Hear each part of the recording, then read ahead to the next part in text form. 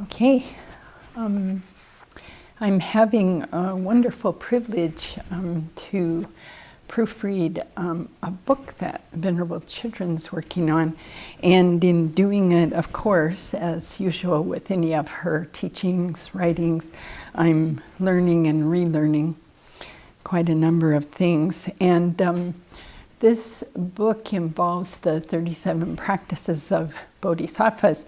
So yesterday I was looking at part wherein she's discussing verse 13, which is transforming suffering. Even if someone tries to cut off your head when you haven't done the slightest thing wrong, out of compassion, take all her misdeeds upon yourself. This is the practice of Bodhisattvas. And I remember the first time I ever heard this verse was here at the Abbey, maybe, probably the first year the Abbey was here and I came on a visit. And I burst out laughing as soon as I heard this, because this just sounded like, way over the top. Way over the top. Someone tries to cut off your head and then you take their misdeeds upon yourself. Wow, that is like a very tall order. And I had the same reaction as I had when I first read Lama Zopa Rinpoche, and he said, whenever you think you have a problem, simply say to yourself, this is not a problem. I thought, that guy is just crazy, what good will that do? But slowly we learn that these things are very, very, very helpful. So Venerable goes through explaining this verse, and by Togme Sampe, is that right? Sampo, Togme Sampo. And one thing she's doing in this book that's quite wonderful is she's capturing the experiences of all kinds of Dharma students who have written to her illustrating how they have used these verses in their lives. And so kind of in the nature of what Venerable Jigme did with her last presentation, I wanted to talk about share an inmate story. So this inmate, in looking at that verse and then telling a story of his situation in prison, I thought I would just take the time to read that, because it is such a helpful illustration of doing this in very difficult circumstances. So this is called Raining Compassion. I'm incarcerated, and today was feeling rather strong aversion to a certain officer. We had a horrible storm.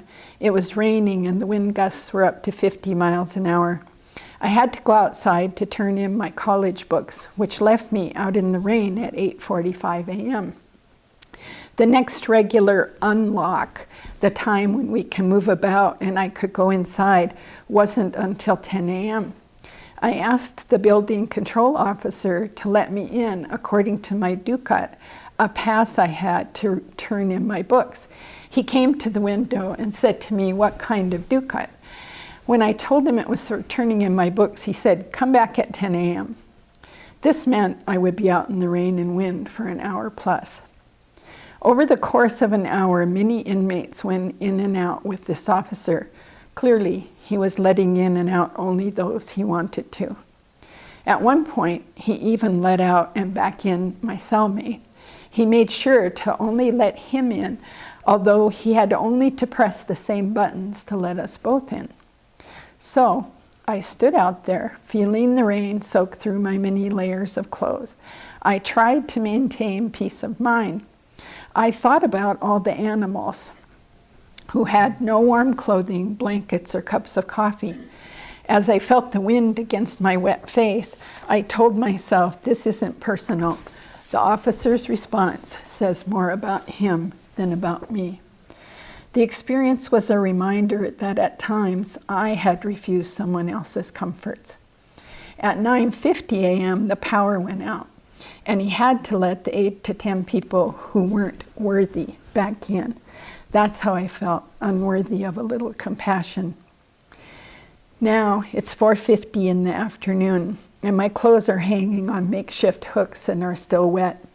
I consider missing dinner to avoid wearing the wet clothes back out into the rain.